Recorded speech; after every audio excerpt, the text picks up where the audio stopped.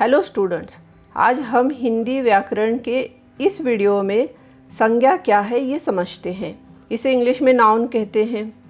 हमें पता है कि 8 शब्द प्रकार है, पार्ट्स ऑफ स्पीच है, तो इनमें से पहला है संज्ञा।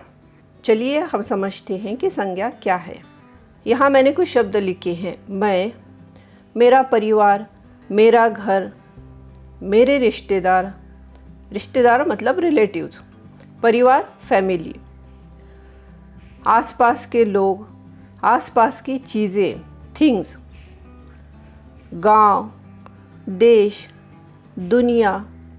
हमारा अपना एक नाम होता है, वैसे ही हमारे परिवार में हर व्यक्ति का एक नाम है। हमारे घर में रखी हुई हर चीज़ का कुछ नाम होता है।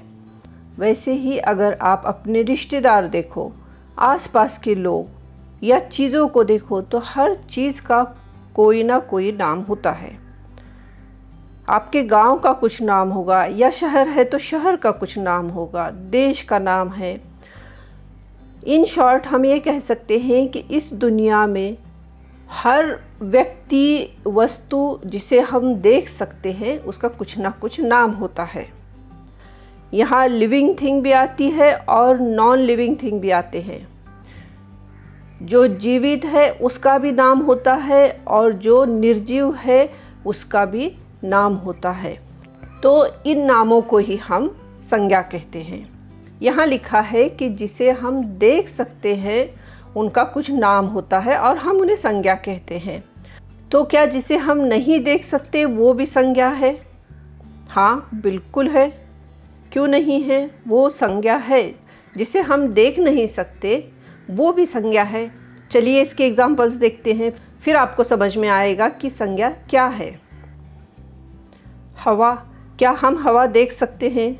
नहीं, हम हवा को महसूस करते हैं। कभी हम कहते हैं कि आज हवा बहुत तेज़ है या हवा चल नहीं रही है। हम हवा के बारे में बात करते हैं। हवा यह नाम है। हम हवा को नहीं देख सकते पर वो नाम है और वो संज्ञा है।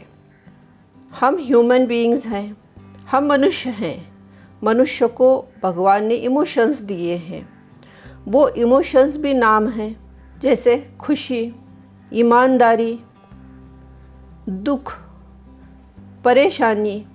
हम इन सब चीज़ों को देख नहीं सकते, सिर्फ हम महसूस कर सकते हैं। हम दुख को महसूस कर सकते हैं, हम खुशी महसूस करते हैं, फील करते हैं, परेशानी फील करते हैं। तो जो हम देख नहीं सकते वो भी संज्ञा है। हम और कुछ एग्जाम्पल्स लेते हैं। आप ये वीडियो देख रहे हैं, आप ये वीडियो किसी गैजेट में देख रहे हैं, शायद मोबाइल होगा, लैपटॉप होगा या डेस्कटॉप होगा। उस गैजेट का नाम है।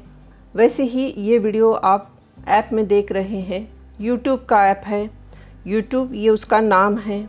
आप डायरेक्ट यूट्यूब में देख रहे हैं या आप ब्राउज़र से यूट्यूब में आए हैं तो ब्राउज़र का नाम होगा, जैसे क्रोम है, फायरफॉक्स, याहू, बिंग, कोई भी हो सकता है वो। इस संपूर्ण ब्रह्मांड में हमारे चारों ओर जो कुछ भी हमें दिखाई देता है या जिसका मन से हम अनुभव करते हैं, हम फील करते हैं उस चीज़ को, उन सभी चीज़ों के नाम को ही संज्ञा कहते हैं। इसमें लिविंग थिंग और नॉन लिविंग थिंग दोनों आते हैं।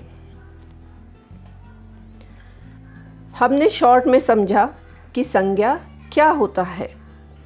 यहाँ मैंने डेफिनेशन लिखा है, हम एक बार डेफिनेशन देखेंगे।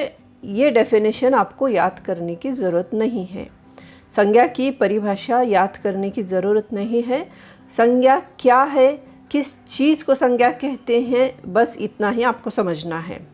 संज्ञा उस शब्द को कहते हैं जिससे किसी व्यक्ति, वस्तु, जाति, भाव, स्थान या जीव के नाम का बोध हो।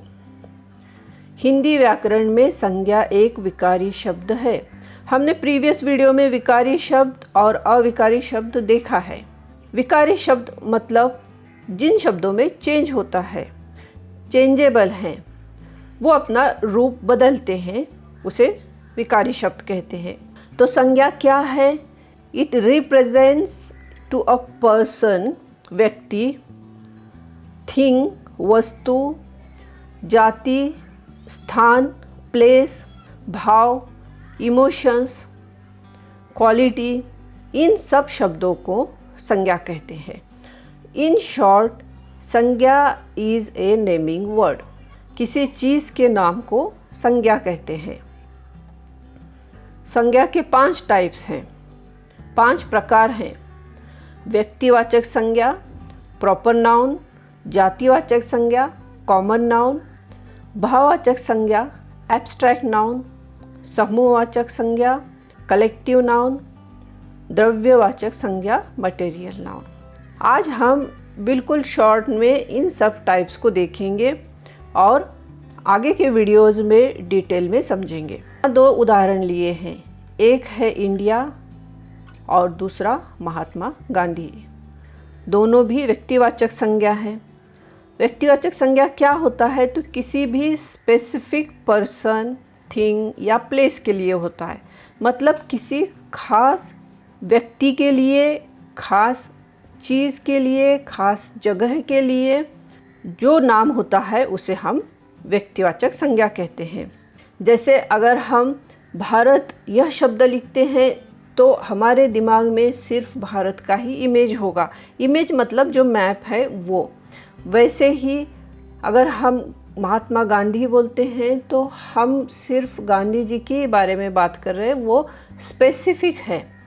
तो जो स्पेसिफिक नाम होते हैं उन्हें व्यक्तिवाचक संज्ञा कहते हैं। दूसरा है जातिवाचक संज्ञा, कॉमन नाउन।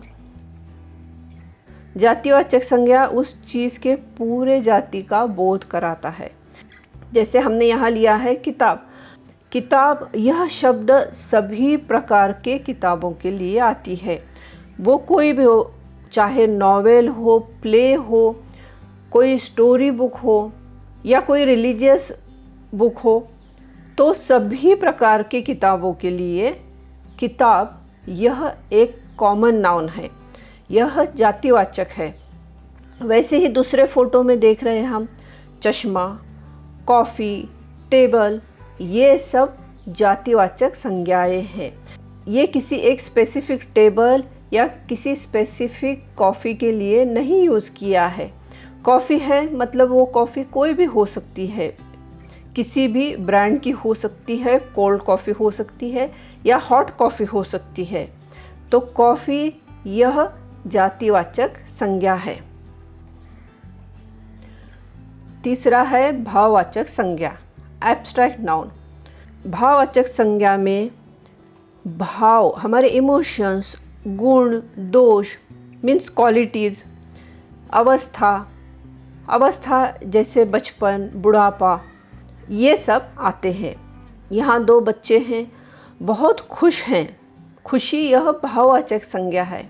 वैसे ही परेशानी यह भी भाववाचक संज्ञा है। द्रव्यवाचक संज्ञा, मटेरियल नाउन। द्रव्यवाचक संज्ञा में सॉलिड मतलब ठोस चीज़, लिक्विड तरल, मेटालिक धातु की, नॉन मेटालिक जो धातु नहीं है, ऐसी हर चीज़ का नाम द्रव्यवाचक संज्ञा में आता है। इन चीज़ों को नापने के लिए या उन्हें काउंट करने के लिए हमें यूनिट की ज़रूरत पड़ती है। उसके बाद ये लास्ट आता है समूहवाचक संज्ञा, कलेक्टिव नाउन। समूहवाचक में ही इसका अर्थ छुपा हुआ है। समूह किसी ग्रुप के लिए आता है। जैसे फैमिली है, फैमिली में 4, 5, 6 मेंबर होते हैं, तो उन पूरे मेंबर के ग्रुप को हम फैमिली कहते हैं, परिवार कहते हैं। तो परिवार या कुटुंब यह समूहवाचक संज्ञा है। वैसे ही हम किसी जानवरों का झुंड देखते हैं, जैसे हाथियों का झुंड है, तो झुंड यह समूहवाचक संज्ञा है। हम आगे के वीडियोज़ में इन सभी टाइप्स को डिटेल में समझने वाले हैं। हमने यहाँ फिर एक बार संज्ञा का डेफिनेशन लिखा है, संज्ञा की परिभाषा लिखी है, और मुझे लगता है कि अब आपको संज्ञा अच्छी तरह समझ में आया है। तो चलिए हम एक टेस्ट लेते हैं और देखते हैं कि आपको संज्ञा कितना समझ में आया है। नीचे दिए हुए शब्दों में से संज्ञाएं छांटकर लिखिए। मैंने यहाँ कुछ शब्द लिखे हैं: राजा, कोई, मोर, ऊंचा, पढ़ना, नदी, अब, जानवर, वृक्ष, विद्यालय, भाई बहन, रविवार, वह, ऊंचा, पर्वत के साथ। इन सभी शब्दों में से आपको संज्ञाएं छांटकर लिखना है। आपको यहाँ टाइप्स नहीं लिखने हैं उसके। हम आगे जब वीडियोस करेंगे तब हम वहाँ टाइप्स के भी एक्सरसाइज सॉल्व करेंगे। इसके आंसर्स मैंने डिस्क्रिप्शन में दिए हुए हैं। आप सॉल्व करना और उसके बाद चेक करना कि आपके कितने करेक्ट आए हैं और आपको संज्ञा कितना समझ में आया है। और एक होमवर्क है आपके लिए। आप अपने आसपास देख लीजिए और संज्ञा के 10 उदाहरण लिखिए और उसमें कोशिश कीजिए कि हर टाइप की संज्ञा का कम से कम एक शब्द आए। तो आई होप कि आपको संज्ञा समझ में आया होगा और हम नेक्स्ट वीडियो में व्यक्तिवाचक संज्ञा या प्रॉपर नाउन इसे डिटेल में समझेंगे। अगर आपको मेरा वीडियो पसंद आया है तो प्लीज़ मेरे चैनल को सब्सक्राइब कीजिए और लाइक और कमेंट भी कीजिए।